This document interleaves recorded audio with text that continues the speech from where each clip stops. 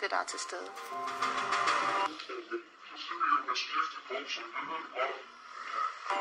En anden dag har Niels haft et uheld i bukserne.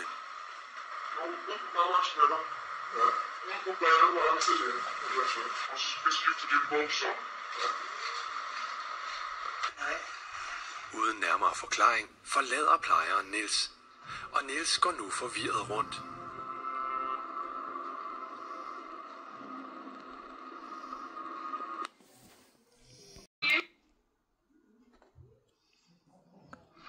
Hej Niels, kom med mig, vi skal over og spise.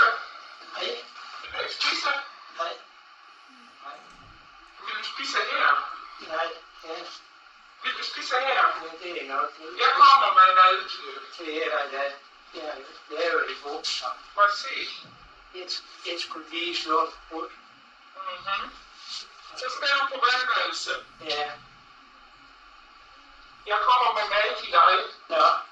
Kom Niels, så får du lidt at spise. Hvem vil komme? Nej, fik du det.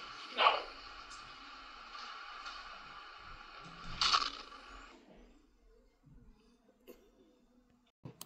Det er der, ja. Jeg laver det bukser. Må jeg se? Jeg skulle lige slå ud. Så skal du på vandværelse. Ja. Hold nu op, en flot ung mand. Så du så godt ud, eller hvad? Jeg rystede, og jeg er rimelig ked af det, fordi jeg havde en formodning om, at med det, vi har fået oplyst, så skulle der have været en hel masse ting, som der skulle have været styr på nu.